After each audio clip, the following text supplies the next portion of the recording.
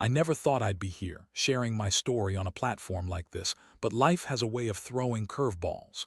My name is Dave, and I used to think my marriage to Jenna was the perfect fairy tale. We got together in college, and after nearly a decade of being inseparable, I felt like we were on the brink of something even greater. We shared everything: dreams, laughter, and the kind of love that you see in movies. Or so I thought. The trouble started when Jenna announced she was going on a solo vacation to Cancun. At first, I thought it was a well-deserved break. She had been working tirelessly at her marketing job and could use some sun. Who wouldn't want to kick back and sip cocktails by the beach? But as the departure date approached, I noticed something unsettling. Jenna became distant. She'd stay late at work, her phone constantly buzzing. At first, I brushed it off. She's just busy, I told myself. But I couldn't shake the feeling that something was off. It was the little things. The way she'd suddenly become protective of her phone, her diary-like journal that I'd never seen. Her write-in before and her increased interest in her appearance. I mean, she looked stunning, but this was a woman who had never cared too much for makeup. The night before her departure, I tried to talk about it. "You're going to have fun, right? Just the two of us haven't gotten away in ages." She just laughed, a cold, dismissive laugh that sent shivers down my spine. "It's good to have some time apart, Dave. You know, a little space doesn't hurt." I felt a pang of confusion and betrayal, but I let it go, wanting to trust her. When she returned a week later, everything changed. Sure, she had a tan that made her look like a goddess, but I could see the guilt in her eyes. And she was acting strange, fidgety and evasive. The moment she walked through the door, I wanted to wrap her in my arms and hear about her trip. Instead, I was met with a tight smile and a quick kiss that felt more like a goodbye than a hello. I made dinner that night, hoping for some connection. I had planned a whole evening to celebrate her homecoming, but she seemed preoccupied, glancing at her phone repeatedly. I tried to ask about her trip, but she deflected every question with vague answers and a half-hearted smile. It was almost like she was hiding something, and that gnawing feeling deep in my stomach just wouldn't go away. It wasn't until a few days later that everything came crashing down. I was cleaning the house when I stumbled upon a receipt from a hotel in Cancun, one that had a check-in date that coincided with her vacation. My heart dropped. I felt like I'd been punched in the gut. The hotel was nice, much nicer than the one she claimed she had booked. Suddenly, the pieces began to fall into place and a wave of nausea washed over me. I confronted her that night. "Jenna, we need to talk. I found something." My voice shook as I held up the receipt, expecting shock or remorse. Instead, her brows knitted together and she tried to laugh it off. "Oh, that's just a mistake. I must have booked a different place by accident," she said, her eyes darting away from mine. I pressed on, my anger boiling over. "A mistake? Jenna, you ca. Be serious. Who are you trying to fool?" The facade cracked and her demeanor changed. "Fine. I was with someone else, happy, I had fun. It's not like you were there for me." Her words stung deeper than any physical blow ever could. I felt the world around me spin as I processed her confession. The betrayal was cold and sharp, a knife twisting in my chest. My wife, the woman I loved, had not only cheated on me but had also been living a double life while I sat at home, trusting her. As I stood there, anger morphed into a different kind of pain, devastation. I had loved her deeply, and seeing her bare-faced lie cut deeper than I could have ever imagined. All those years spent building a life together felt like they had been reduced to ash in a matter of minutes. The confrontation ended with her storming out of the room, leaving me in a swirl of disbelief and betrayal. I felt like a stranger in my own house. The emotional weight of Jenna's infidelity sank in, and I was left grappling with a tidal wave of anger, sadness, and confusion. I hadn't just lost my wife, I was losing myself in the process.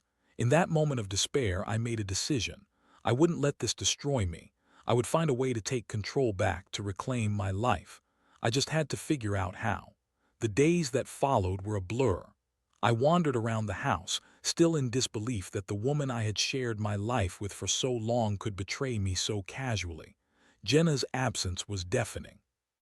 She had packed a bag and stormed out, leaving me with nothing but a lingering smell of her perfume and the echo of her lies.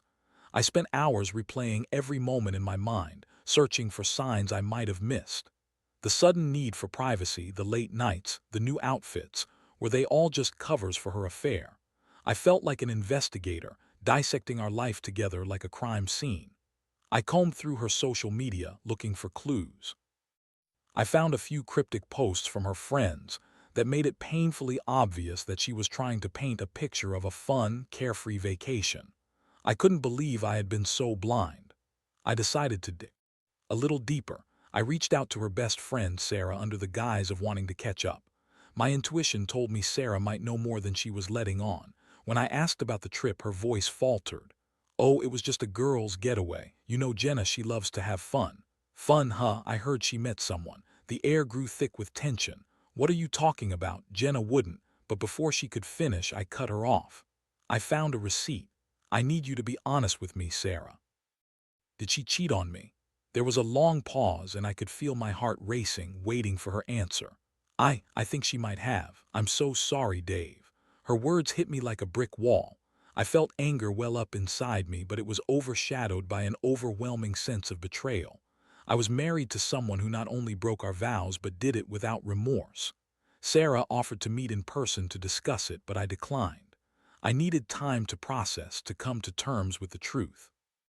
Days turned into a week, and I found myself in a dark place, lost and unsettled. I was on autopilot. I went to work, but my mind was elsewhere. My colleagues noticed my distraction, and I'm sure they could sense something was wrong. I had always been the reliable one, the guy everyone counted on. Now I felt like a shell of my former self. Jenna eventually reached out, but her messages were filled with excuses and blame. "You never paid attention to me, Dave. I was lonely." As if her infidelity was somehow justified. I felt a rush of anger every time I read her words, each excuse more infuriating than the last. It was almost laughable how quickly she shifted the blame away from herself. Then came the day she walked back into the house. I was on the couch, staring blankly at the TV when the door creaked open. She stepped in, her eyes darting around as if she hoped to find the remnants of a life we built together still intact. I could feel the tension in the air, thick and electric. "Hey," she said, her voice low, almost shaky. "Hey," I replied, trying to keep my composure. "What do you want?" "I want to talk," she said, but the way she shifted on her feet told me she wasn't prepared for what was to come. "Talk? About what? How you deceived me, how you threw away our marriage for some vacation fling." My words dripped with venom, and I could see her flinch. "Dave, I made a mistake," she said, her voice rising in that whiny tone that used to annoy me during trivial arguments. "It was just sex. It didn't mean anything. Just sex." I shouted, anger boiling over. "You think that makes it okay? You think that's an excuse?" Her expression shifted. She looked defensive, almost angry. "You don't understand. You've been so distant. I needed that connection, and he was there." "You needed a connection?" I echoed, incredulous. "How about the connection we promised to uphold? What happened to, for better or for worse?"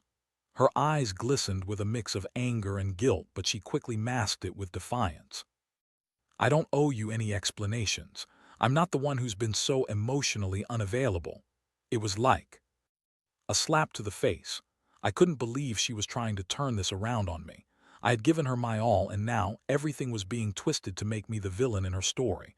I took a deep breath, forcing myself to regain control. "Jenna, this is not about me. You made a choice, and you have to live with it. I'm done playing the blame game." "Are you seriously going to throw everything away over one mistake?" she asked, her voice rising again.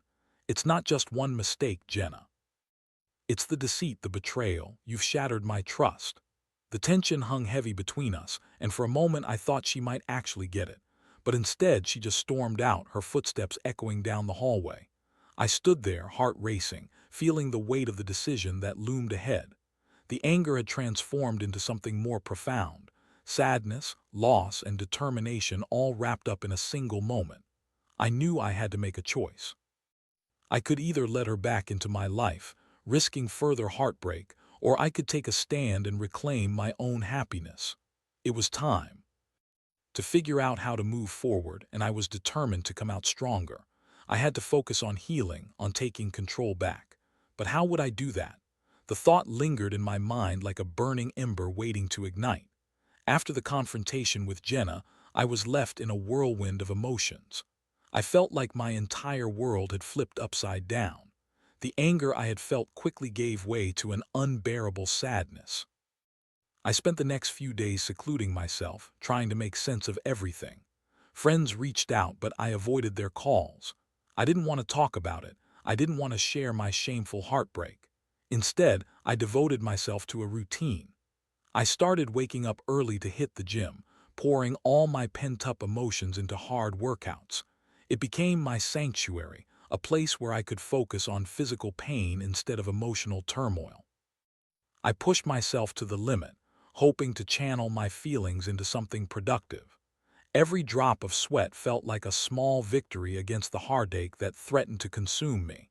But even the gym couldn't shield me from the haunting memories that lingered everywhere in our home. The empty side of the bed felt like a gaping wound, and the silence was deafening. I had to confront the reality of my situation. I couldn't keep wallowing in despair. If Jenna thought she could just waltz back into my life after breaking our vows, she had another thing coming. I decided it was time to take control of my narrative. I reached out to a divorce lawyer. The consultation was surreal. Sitting there in that sterile office discussing the details of my marriage like it was a business transaction felt so foreign. "You've got a solid case," the lawyer said, his tone clinical. "Adultery is grounds for divorce in this state." I felt a strange mix of relief and dread. I had taken the first step toward reclaiming my life, but it also meant facing the reality of what was lost. After that meeting, I felt empowered. I had a plan. I started gathering evidence, texts, emails, and anything that could substantiate what had happened. I didn't want to go through a lengthy divorce process, but I needed to be prepared. I wanted Jenna to feel the weight of her actions. She had to understand the consequences of her choices. One evening, I was going through our old photos, a mix of cherished memories and painful reminders. I came across a picture from our wedding day, and it hit me hard. We had looked so happy, so in love. I could still remember the vows we exchanged, promising to stand by each other no matter what. The betrayal felt like an eraser, wiping those beautiful moments off the canvas of our life together. As the days passed, Jenna continued to reach out. Each time I felt a mixture of anger and sadness. She was still in denial about the gravity of her actions. One night she texted me, "Can we talk? I miss you." I stared at the screen, my heart racing. Did she really think that after all that had happened, things could just go back to normal? I decided it was time for one more conversation. I agreed to meet her at a cafe, a neutral space where we could talk without the weight of our home hovering over us. As I walked in, I spotted her sitting at a corner table, fiddling nervously with her coffee cup. She looked different, more vulnerable, less the confident woman I had known. "Hey," she said softly as I slid into the seat across from her. "Hey," I replied, keeping my tone neutral, not wanting to show too much emotion. "I've been thinking a lot about everything," she began, her voice shaky. "I'm really sorry for what I did, Dave. It was a huge mistake." "It wasn't just a mistake, Jenna. You chose to be with someone else. You made a conscious decision to betray our marriage." She looked down, the shame evident in her posture. "I know. I was caught up in the moment. I thought I needed to escape to feel something different." "Different? You wanted to feel different? What about us? What we built together?" I felt the anger bubbling beneath the surface again. "You think a week in Cancun is worth throwing away 10 years?" She sighed, her expression pained. "I know I hurt you. I've realized that. I don't want to lose you. I miss what we had." "You don't get to miss it now, Jenna. You had it and chose to throw it away. You can't just decide to come back when it's convenient for you." Her eyes began to glisten, and I felt a twinge of sympathy for her, but I quickly pushed it aside. "What do you want from me?" I asked, genuinely curious. "I want us to work through this. I want to fix it." "Fix it?" I shook my head incredulously. "Do you even hear yourself? You can't just slap a band-aid on this and expect it to heal. Trust is gone. You broke that the moment you decided to cheat." Her expression morphed into one of desperation. "But I love you, Dave. I know I messed up, but can't we at least try? I want to go to counseling together. I'll do whatever it takes." I sat back, crossing my arms, weighing her words. Part of me wanted to believe her, to hope that we could somehow salvage our relationship. But the other part of me screamed that I was being foolish. "Counseling? You think that's going to erase what you did? I know it won't erase anything, but it's a start. I don't want to lose you, she pleaded, her voice cracking. Jenna, I need time to think. I can't make any decisions right now. I stood up, leaving her there looking small and broken. As I walked away, my heart felt heavy, but a sense of clarity began to settle in. I was tired of being the one left in the shadows, handling Jenna's emotional fallout. I had to focus on myself and what I wanted moving forward. I needed to reclaim my life, and that meant making decisions for my future, not for her but for me. It was time to put myself first.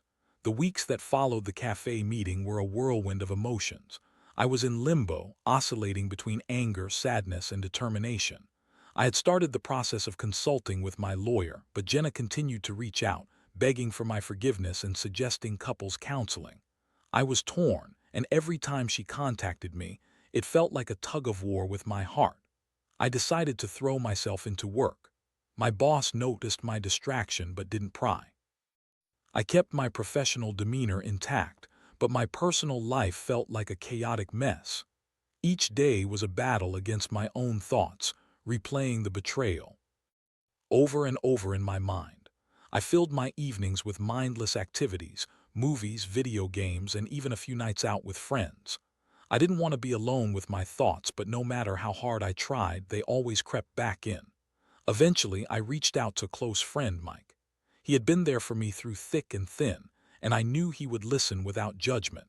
We met at our favorite bar, the kind with dim lighting and a relaxed atmosphere. As we sipped our drinks, I finally let it all out.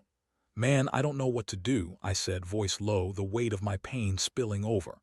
"Jenna keeps texting, trying to convince me to give her another chance. But how can I trust her again?" Mike listened attentively, nodding along. "Dude, you're not obligated to take her back just because she's sorry. Cheating is a huge breach of trust. You've got to think about what's best for you, not her. But we built a life together. We have memories, dreams. I don't want to throw it all away," I replied, feeling defensive. "Sure, but those memories don't mean anything if your future is tainted by what she did. You deserve better, man," he reminded me. "You have to think about your happiness." His words lingered, resonating with me more than I wanted to admit. I was at a crossroads, and every direction had its own set of consequences. I could either dive into the abyss of betrayal or try to claw my way out toward a new beginning. The next day, I decided to visit the lawyer's office again.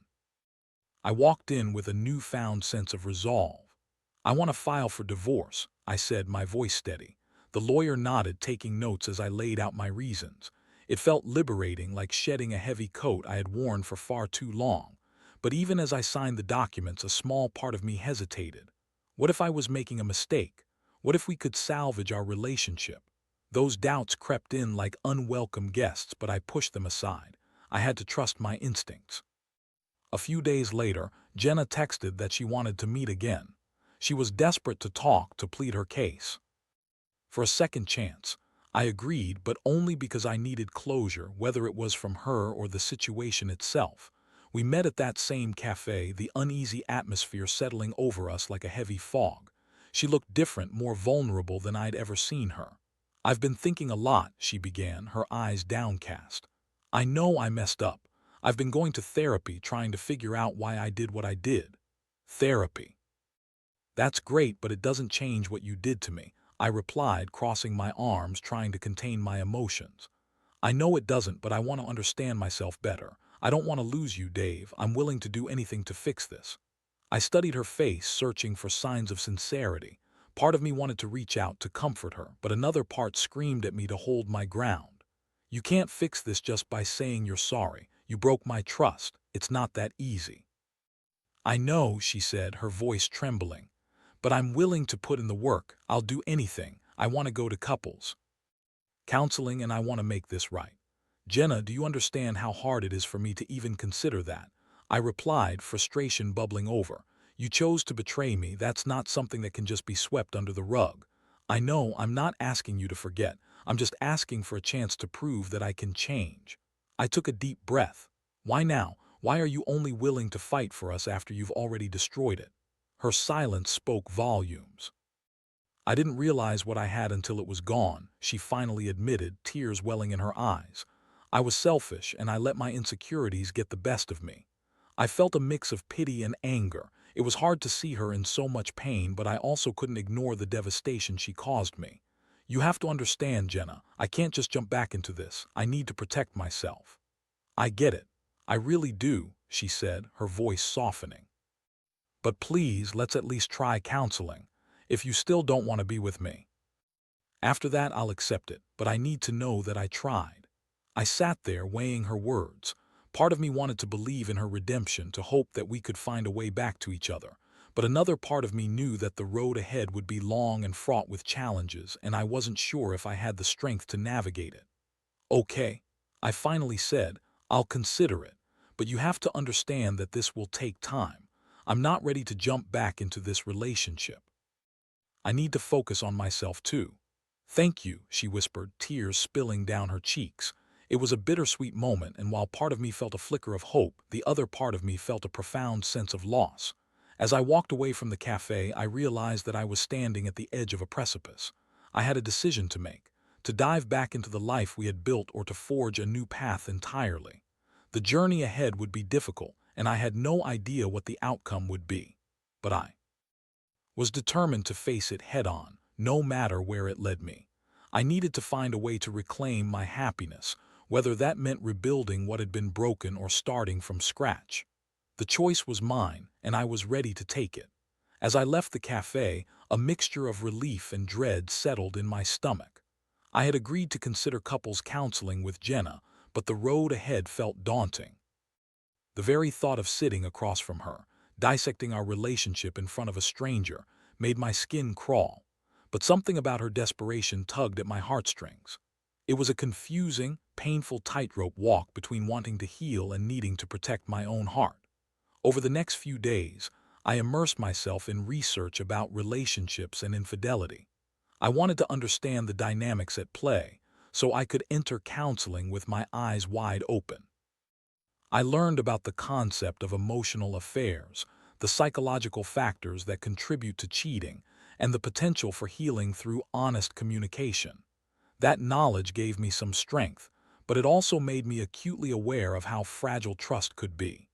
Jenna reached out regularly, filling my phone with messages ranging from hopeful to desperate. She wanted to schedule our first counseling session, and I finally relented. I set a date and time for the meeting, my heart pounding in anticipation. It was the first tangible step toward healing, but it also felt like stepping into the lion's den. On the day of our session, I arrived early, needing a moment to gather my thoughts. I watched as couples filed in and out of the counseling office, each with their own stories and struggles. I wondered how many of them were experiencing the kind of pain I was. When Jenna walked in, her face lit up with a nervous smile, but the tension in the air was palpable. "Hey," she said softly, her voice barely above a whisper.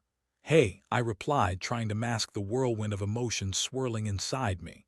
We exchanged small talk before the therapist arrived, and the atmosphere was thick with unspoken words. When the therapist entered, a calm presence enveloped the room. She introduced herself and laid out the framework for the session, encouraging open and honest communication. "Let's start with each of you sharing your feelings about the relationship," she suggested, looking between us with a professional yet compassionate gaze. I hesitated, unsure of where to begin. "I feel hurt," I finally admitted, my voice shaky. "I feel betrayed and confused about everything that's happened." Jenna's eyes filled with tears as she nodded. "I know I did a terrible thing. I never meant to hurt you. I just got lost and didn't know how to find my way back." The therapist encouraged her to elaborate, and Jenna opened up about her feelings of loneliness and insecurity leading up to the affair. I listened, trying to understand, but the pain of her betrayal still burned bright. I couldn't help but think about all the moments we shared that had led to this breakdown. As the session progressed, I found myself unraveling my own feelings. "I thought we were building a life together," I said, the weight of my words heavy in the air. "And then you threw it all away for a fling. I don't know if I can trust you again, and that hurts more than anything." Jenna looked crushed, but I could see a flicker of understanding in her eyes. The therapist guided us through our emotions, creating a safe space to express our pain and fears. At times, it felt like we were making progress. Other times, it felt like we were stuck in a loop of hurt. By the end of the session, I was mentally exhausted, but there was a glimmer of hope. I could feel the walls slowly starting to crumble between us. Jenna apologized again, and for the first time, I sensed a genuine desire to change. As we left the session, the weight of the world pressed down on my shoulders. I wasn't sure if we would make it through this, but I felt a small spark of hope igniting within me. Over the next few weeks, we continued attending sessions, navigating the tumultuous waters of our relationship. Each session brought revelations and challenges. I learned to voice my feelings without fear of retribution, and Jenna began to confront her own demons. We practiced open communication, sharing our fears and vulnerabilities in ways we never had before. But healing wasn't linear. There were days when I felt invigorated and inspired, and others when doubt crept back in, making me question everything. I often found myself wondering if it was truly possible to rebuild trust after such a monumental betrayal. One evening, after a particularly difficult session, I sat on the couch, lost in thought. Jenna walked in, her eyes red from crying. "Can we talk?" she asked softly. "Sure," I replied, bracing myself for whatever was about to unfold. "I've been reflecting on everything," she began, her voice trembling. "I know I've hurt you deeply, and it killed me to see you in pain. I want to be better. I want to show you that I can be the partner you deserve." I studied her, searching for sincerity in her words. "You have to understand that it's going to take time, Jenna. Trust isn't something that can be fixed overnight." "I know," she said earnestly. "I'm committed to doing the work, and I'm in this for the long haul. I want to prove that I can be the person you need." "I want to believe that," I replied, my voice softening. "But it's hard. I don't want to keep getting hurt." "I get it. I'll do whatever it takes to show you that I'm serious. I don't want to lose you again." In that moment, I felt the weight of our shared journey. It was a long road ahead, filled with uncertainty, but I also felt a sense of peace in knowing that we were both committed to healing. We embraced, and as I held her close, I realized that while the scars of betrayal would always remain, there was a chance for growth and renewal. It would take patience, understanding, and fortitude, but maybe, just maybe, we could find our way back to each other. I knew the journey wouldn't be easy, but I was willing to try. One step at a time, we would either emerge stronger together or learn to walk our separate paths. But for now, I was ready to navigate the unknown. I could feel the flame of hope flickering, and I was determined to keep it alive. The next few months were a mixture of hard work and emotional labor. Jenna and I continued our counseling sessions, and each meeting peeled back layers of pain and resentment. We explored not only the infidelity, but also the underlying issues that had contributed to the cracks in our relationship. It was exhausting, but I could feel us beginning to connect again. Jenna was making a genuine effort to change, and she was starting to open up in ways I hadn't seen before. She shared her insecurities, her feelings of inadequacy, and the pressure she felt to be perfect. It was difficult to hear, but it also fostered a deeper understanding of her struggles. We began to communicate more openly, and slowly I felt the weight of anger lift, replaced by a fragile sense of hope. One evening, as we sat on the couch, I turned to her and said, "I can see you're trying and I appreciate that, but I still have moments where I doubt everything. It's hard to forget what happened." "I understand," she replied softly, her eyes reflecting sincerity. "I don't expect you to just let it go. I just want you to know that I'm committed to rebuilding trust. I know it will take time." We spent hours talking that night, sharing our fears and dreams for the future. It felt like we were rediscovering one another, peeling back the layers that had been covered by betrayal. I realized that I had also been holding back, afraid to fully invest myself again. Gradually, I began to let my guard down. I started to feel hopeful again, envisioning a future where we could emerge from this dark chapter stronger. Together, we redefined what our relationship meant, establishing new boundaries and rules that felt safer for both of us. As spring approached, we decided to take a small trip together, a weekend getaway to the mountains. We needed a break from the routine, a chance to reconnect in a different environment. The drive was filled with laughter and light banter, the kind we hadn't shared in a long time. It felt good to let go of the heaviness, even if just for a little while. When we arrived at our cabin, I felt a sense of calm wash over me. The scenery was stunning, with lush forests and a tranquil lake that mirrored the blue sky. We hiked, explored, and spent evenings by the fire, talking and sharing stories. It was the closest we had felt in ages, and with each passing moment, the weight of the past began to lift. On the last night of our trip, as we sat by the fire, I glanced at Jenna. "I can't believe how far we've come," I said, a smile creeping across my face. "I know, it feels like we're starting over," she replied, her voice filled with warmth. I took a deep breath, feeling the cool night air fill my lungs. "I want to believe that we can make this work. It's going to take time, but I feel like we're on the right path." Jenna nodded, her eyes shining with determination. "We'll take it one day at a time together. I'm ready for that."